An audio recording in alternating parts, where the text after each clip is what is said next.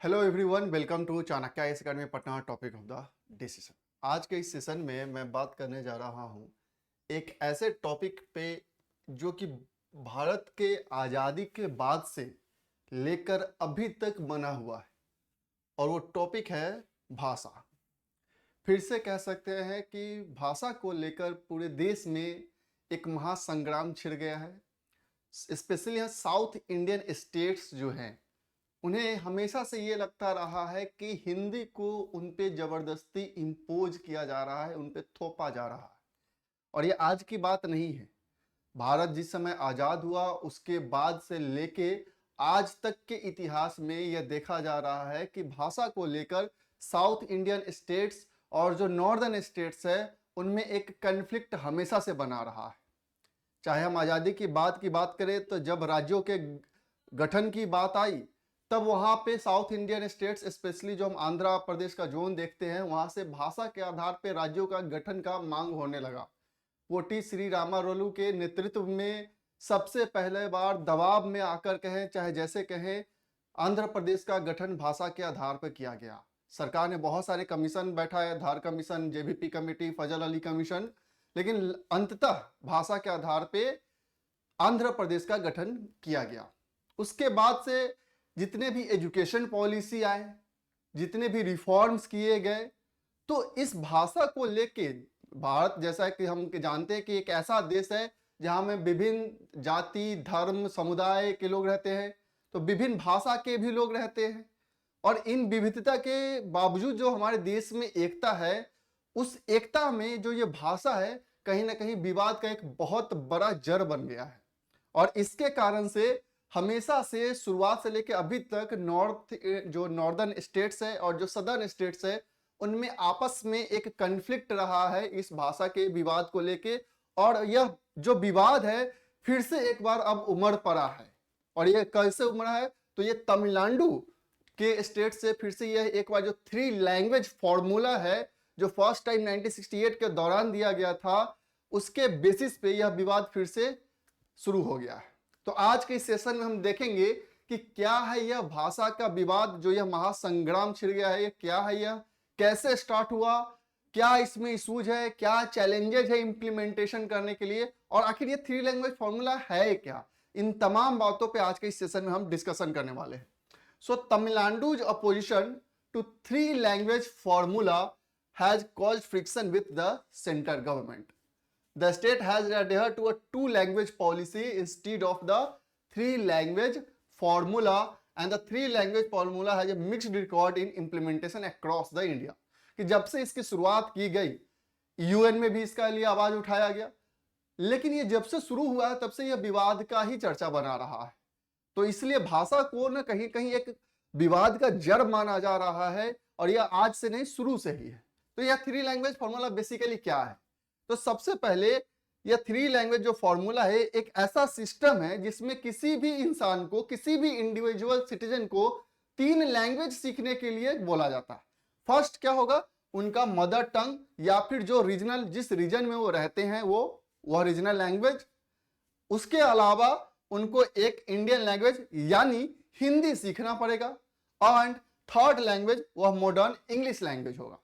तो जो हिंदी है, चूंकि यह जो सेकेंड लैंग्वेज जो हिंदी सीखना पड़ेगा, वह साउथ इंडियन जो स्टेट्स है वो डिनाई करते हैं। उनका कहना है कि हम 2 लैंग्वेज पॉलिसी पे ही रहेंगे, एक हमारा रीजनल लैंग्वेज और एक इंग्लिश हम सीखेंगे, हिंदी क्यों इंपोज किया जा रहा है। और उनके अनुसार यह जो नॉर्दर्न स्टेट्स का जो कल्चर है, जो भाषाई आधार है, उन पे शुरू से इंपोज किया जाता रहा है। एंड दैट्स उनको लगता है कि हमारे साथ डिस्क्रिमिनेशन होता है। जब भी कोई साउथ इंडियन आपके नॉर्दर्न स्टेट्स में, स्पेशली दिल्ली वगैरह में आते हैं, तो उनके साथ लगता है कि भाषा के आधार पर उनके साथ डिस्क्रिमिनेट किया जा रहा है। या फिर कोई नॉर्थ इंडियन साउथ इंडिया में जाता है तो वहां भी उनको भाषा के आधार पर उनके साथ डिस्क्रिमिनेशन होता है। तो इस चीज को हटाने के लिए, या जो कम्युनिकेशन गैप है उसको हटाने के लिए, यह 3 लैंग्वेज फॉर्मूला डिजाइन किया गया। अब देख सकते हैं जो हमारा पूरा का पूरा आप स्टेट्स, इंडियन स्टेट्स देख रहे हैं, हर बेल्ट में अलग अलग लैंग्वेज बोले जा रहे हैं। कहीं कन्नड़ है, कहीं तमिल है, कहीं तेलुगु, कहीं उड़िया, मराठी, हिंदी, उर्दू, पंजाबी, बहुत सारे इंग्लिश, बहुत सारे डिफरेंट टाइप्स ऑफ लैंग्वेज, बहुत सारे डिफरेंट टाइप्स ऑफ डायलेक्ट्स बोले जाते हैं। तो इस विविधता भरे भारत में 3 लैंग्वेज फॉर्मूला जो कह सकते हैं कि फॉर्मुलेट किया गया, वह कहीं ना कहीं यह जो कम्युनिकेशन गैप है उसको भरने के लिए किया गया। लेकिन साउथ इंडियन स्टेट्स से हमेशा इसको अपोज किया जा रहा है। कारण यह है कि उन्हें लगता है कि जो हिंदी बेल्ट स्टेट्स है वह लैंग्वेज जबरदस्ती उन पे इम्पोज किया जा रहा है, और इसके कारण बहुत लंबे समय से विवाद उत्पन्न होते रहे हैं, और यह रिसेंट में भी फिर से यह नया विवाद उमड़ के आया है। अब 3 लैंग्वेज डिबेट की हम बात कर रहे थे, हिस्टोरिकल पर्सपेक्टिव की बात करते हैं। जैसा कि मैंने शुरुआत में बताया, पोस्ट इंडिपेंडेंस से ही शुरुआत से ही जो लैंग्वेज है वो एक बहुत बड़ा कंट्रोवर्शियल टॉपिक बना हुआ है। Language has been perceived as a medium of instruction rather than a cognitive tool, and that's why यह डिबेट बना रहता है। कॉलोनियल इन्फ्लुएंस भी रहा है। Shift the education system focus on instruction rather than exploration, और यही सब चीजें हैं जो कहीं ना कहीं माइंडसेट को भी जकड़े रखा है। Constituent assembly and language policy, the issue of national language was debated extensively in the constituent assembly during the drafting of the constitution.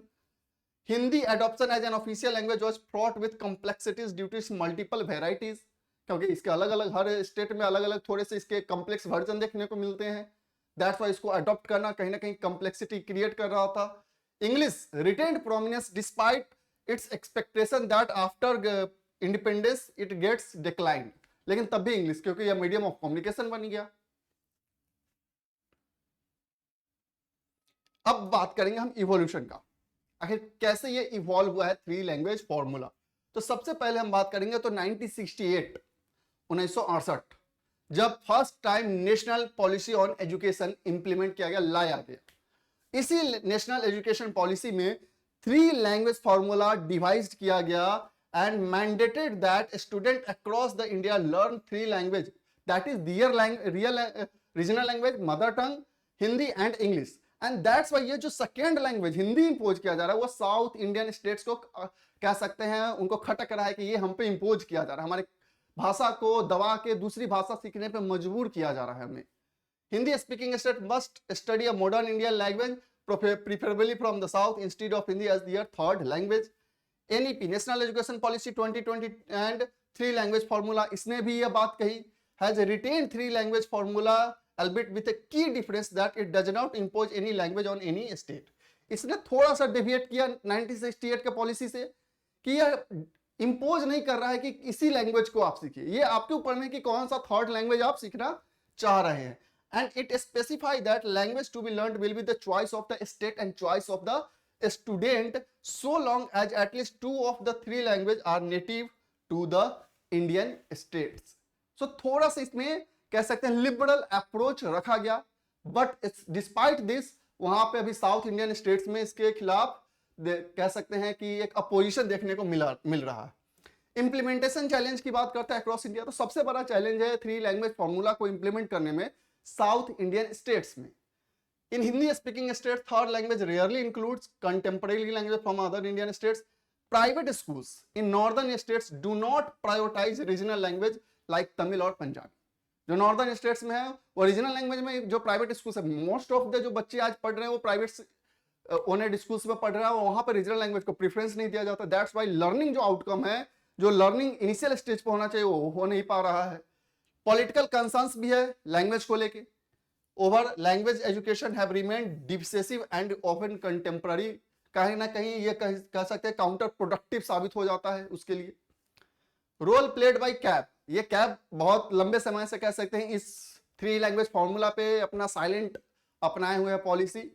Central advisory board of education remarkable forum that has been served India since 1920 play a crucial role in shaping language policy, but लंबे समय से वह इस पे काफी ज्यादा silent बना हुआ है। Help navigate federal governance challenge in education but has been inactive in recent years, और इस पे ये बीते कुछ सालों में इस पे इसने कुछ अपना वक्तव्य नहीं दिया है।